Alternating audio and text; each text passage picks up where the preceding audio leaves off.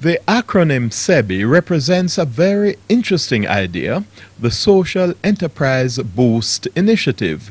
It's essentially an initiative of Jamaica National's philanthropic arm, JN Foundation, in cooperation with the United States Agency for International Development, USAID, that seeks to mobilize increased employment, investment, and revenue within communities across Jamaica.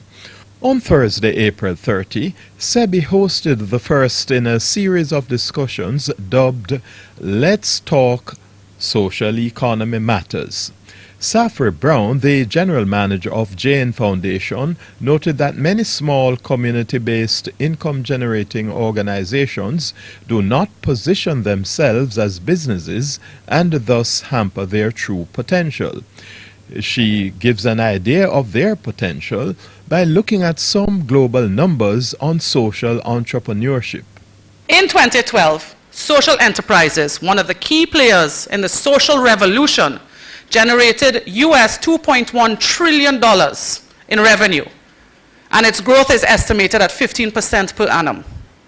There are over 650,000 social enterprises in the US, 400,000 in Europe, 70,000 in the UK, and 20,000 in Little Australia. While data for emerging countries is more difficult to quantify, in India alone, there are 3 million grassroots organizations operating like social enterprises.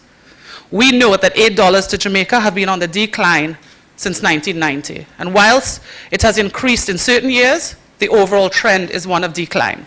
Here, Safry Brown introduces Dr.K, Director of Social Entrepreneurship at the University of the West Indies. But we believe that we need to address the issues of development by focusing on the social economy.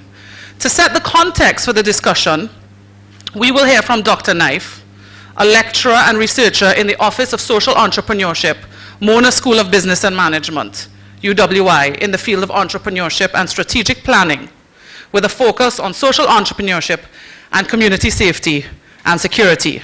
We have to find a way to shorten all that, Dr. Knife.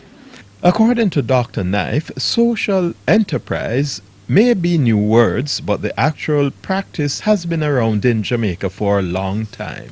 It's really about empowering people to empower themselves. Entrepreneurship is defined as a process of creating value by bringing together a unique set of resources in order to exploit an opportunity.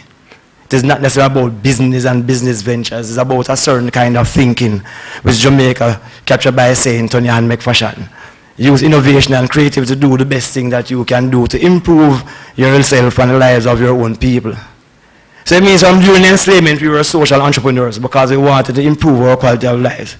And burning a plantation might be a way of practicing social entrepreneurship, which out of that emerged the peasantry, which we know diversified the Jamaican economy post-1846 after the Sugar Equalization Act.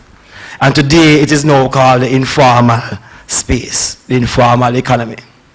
Still the only place that is growing in Jamaica for the past 50 years, because the formal space had not grown for the past 50 years. So therefore, for all of you out there who do not appreciate your own work, you need to recognize that without your work there would not be a Jamaica today in a very real way. Yes? He sought to explain the paradox that is Jamaica. If you look at Jamaica, Jamaica is probably the most extreme country. We're the best in all good things and also the best in most worst things and bad things. But we're really good in everything that we try to do. Dr. Knife explains the importance of the fourth global hub, which he described as being anchored in the Caribbean, a situation which offers much potential but which needs major changes at the policy-making level. In the Caribbean, wherever you want to anchor the hub, the Caribbean is not a big place. More importantly, because Jamaica is at the center of the Caribbean, wherever the hub is anchored, every ship must pass Jamaica. And it means that most of those ships will stop for refueling. Maybe refueling of water, refueling of food, refueling of de-stressors, entertainment. I mean, refueling will take place, which means you have hundreds of persons who are coming off those ships all around the island, not just down in the south part of Jamaica, the southeast part of Jamaica, which is Kingston and St. Andrew. But all around the island, just as in the olden days. Columbus didn't come to Kingston and St. Andrew, he came to here. St. Ann. People still be going to St. Ann. But many persons will go in there. So you ask yourself, what kind of things will happen in those places, both good and bad? Because remember, you know, entrepreneurs are persons who really see opportunities, not necessarily problems. Now, the Caribbean as well become one of the hottest place in the world. So it have implication for traditional approaches towards enterprises, especially those that are located near the shores, hotels in particular. Yes, still if you look at most of our development plans for the Caribbean, is anchored in a hotel industry. Most of those plans are still anchored in the hotel industry. So if we're thinking long term, then we will need to question the anchoring. Limited understanding of social entrepreneurship practices. And this is not about the people out there in the street, it's about policymakers and people in academia. Because the person in the street have been doing these things for many years, but do not really understand that they've been doing it.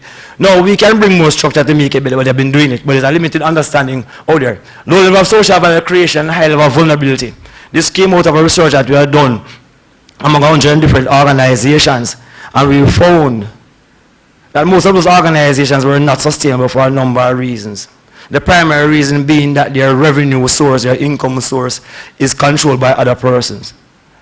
I mean, they are really welfare organizations, delivering really needed services, but welfare nonetheless. However, out of necessity, we try to do some fundraising. And what we have found that the bigger the organization is, usually the more scope there is for enterprise development, but sometimes they do not even recognize that the work that they are doing can generate economic value.